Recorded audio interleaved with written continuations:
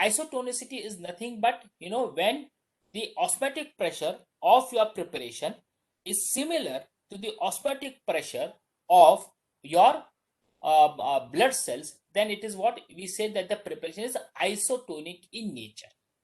Why do we isotonicity? Now, these sterile products or parental products usually are given directly inside they come in contact directly with your blood cells, right? Okay, and the blood fluid has an osmolarity of usually 286 milliosmol. So that is the osmolarity of your blood. Any substances that is having osmolarity which is coming in contact with your blood fluid of 286, these kind of substances or these type of solutions, we are going to call them as isotonic in nature. Okay, milliosmol is the what do you call that unit of measuring the osmolarity. Okay, now let us assume that by chance your the preparation, the formulation that you have prepared, the parental solution that you have prepared is hypotonic in nature. And these hypotonic solution, let's assume now this is your hypotonic solution. The solution that is over here, okay, this is nothing but an hypotonic solution. Over here is your hypotonic solution. Now this hypotonic solution coming in contact with your blood vessel, right? Now what is going to happen, as it is hypotonic in nature, it means what, this solution is having lower osmotic pressure. Now as this is having lower osmotic pressure, the fluid flows from lower concentration to the higher concentration. बराबर है osmotic pressure में, ठीक है? So what is going to happen, the fluid is going to flow from here, okay, from here it is going to flow inside. This is the blood cell, right? Inside the blood cell, the fluid, this is your formulation. So from your formulation, in order to adjust, okay, to adjust the osmolarity in between these two, in between your blood cell or blood fluid and your formulation, okay, that is over here, in order to adjust this, what is going to happen, the fluid is going to flow from the formulation inside the blood cell. As soon as it starts flowing, the cells, these are the normal, you can see these are the normal cells, can you see this cell, they start bulging. You can see over the bulge cell, right? So they start bulging up to a point that there would be some cells which, after bulging, they break and they get destroyed. Are you understanding? So these cells are going to break open if the solution is hypotonic in nature. Imagine if the solution is hypertonic in nature.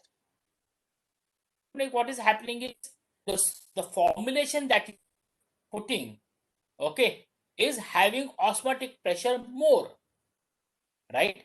It is having more osmotic pressure because it's a hyper, so it is having more osmotic pressure.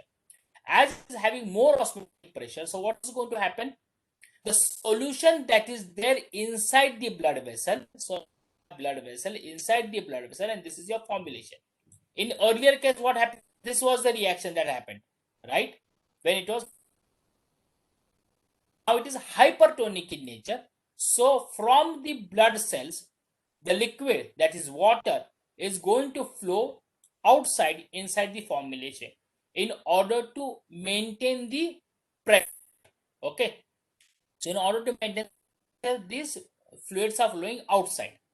So now what happens, there is shrinkage of cell, okay, because of the flow of blood cells, okay, outside towards the formulation, so it causes the shrinkage, right? Further to the shrinkage, if it goes on increasing, if the loss of water is too high, then the cell is further going to die. So here the cell is going to bulge and then it is going to break, or here the water is going to come out, it is going to shrink and then it is going to die. So that is the reason why that your formulation, whatever you are going to prepare, should be isotonic in nature.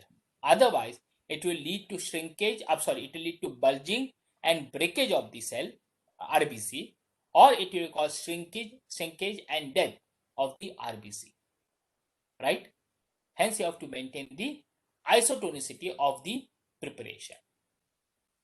Now, how do you maintain the isotonicity? If your substance is hypotonic in nature, okay, if it is hypotonic in nature, then what you are going to do? You are going to add tonicity modifying agents, which you are going to see further. Just for example, salt, okay, then sodium, NaCl, sodium chloride, salts of sodium, okay, then maybe some other they may be added, okay, in order to increase the concentration of your formulation, okay, that you are going to do. If it is hypertonic in nature, then what you are going to do?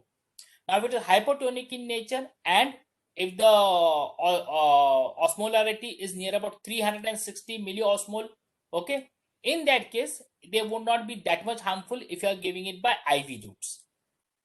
But imagine if you are giving it by other routes other than IV routes, then you have to see that the final preparation is isotonic. Now the concentration is already high over here. So tonicity modify agents अगर आप add करोगे तो उसका concentration और बढ़ जाएगा. So here the method that you are using is by reducing the concentration of the ingredients if possible. Okay, so you try to reduce the concentration of the ingredients that you have added inside the formulation. If possible, then you do that. If it is not possible, then what you are going to do is you are going to dilute the preparation further. Okay, so by diluting the preparation, you are decreasing the concentration. So by decreasing the concentration, you will be decreasing the osmolarity also. So there are two ways by which you take care of the hypotonic solution.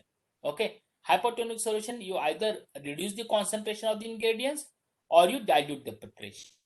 And in case if the substance is hypotonic in nature, then what you do is you add the tonicity modifiers. Okay, they are known as tonicity contributors. So this is the another next additive, the last additive that you are going to add in your pharmaceutical products. Okay, pharmaceutical formulation, a parental formulation. Okay, now what do the compound do? These compounds usually contribute to the isotonicity of the product, and by doing that they also reduce the pain of the injection. Common compounds, as I told you, sodium chloride is the most common compound that has been used. Along with that, you can use some sodium salts, you can use some electrolytes, you can also use some non-electrolytes, such as you can use glycerin, you can use lactose. And with the help of this, what you are going to do is you are going to adjust the tonicity of the preparation. Now, usually whenever you are adding this tonicity modifiers, they are always added at the end. It is the last product, it is the last ingredient that you are going to add. So you add all other ingredients, you prepare the formulation, and after preparing this formulation, what you are going to do is you are going to measure its osmolarity. So you measure its osmolarity. If you find that the osmolarity, the solution is hypotonic in nature, okay, then you are going to add at the end, you are going to add your tonicity modifiers. Okay, otherwise if you add in between, supposing it is you take the active ingredient and along with the active ingredient, the first thing that you add is the modifier. Okay, first of all, you will not be able to know how much quantity is to be added. Okay, supposing you add the quantity considering the active ingredient and it's what you call that tonicity, depending upon you add, then further you are going to add other ingredients also. You are going to add buffers, you are going to add your chelating agents, etc., isn't it?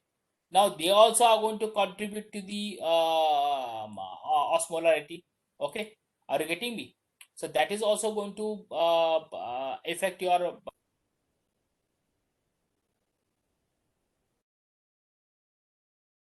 the osmolarity of the formulation is been well established. Now, how do you measure the osmolarity? It is usually measured or tonicity. It is usually measured by the freezing point depression method, which you have done in your first or second semester. I don't remember in which semester you have already done it. So you do it by freezing point depression method. You find it out, or you also can find it out with the hemolytic method. Okay. Now, please remember, even if you are doing the freezing point depression method, the preparation can be considered isotonic only and only if it is tested in the biological system. So even if you get the proper tonicity by this method, then also it is measured on the human body, on the biological system. Usually what you do is you take the of blood, okay, so you take blood sample. In this blood sample you observe it under microscope. We have Motic microscope. You must have already used that Motic microscope. So you observe it under the Motic microscope. You find out the you see the cells, how they look like, RBC they look like. Then you add your formulation into it, you mix it, and after mixing it again you observe it under the microscope, and you see whether there is any shrinkage or any bulging that is taking place in the blood cell. Okay, so that is the method, that is the method that you use, right, in order to determine the isotonicity. So you have freezing point method also, and you can use biological methods also in order to determine the tonicity of your preparation. Okay, what the other examples of the tonicity modifiers are glycerine, which I told you earlier, lactose is there, mannitol is there, dextrose is there, sodium chloride. The concentration over here is given. The sodium chloride concentration can vary depending upon what is your preparation. Then sodium sulfate, sorbitol, these are the different agents that can be used in order to maintain the tonicity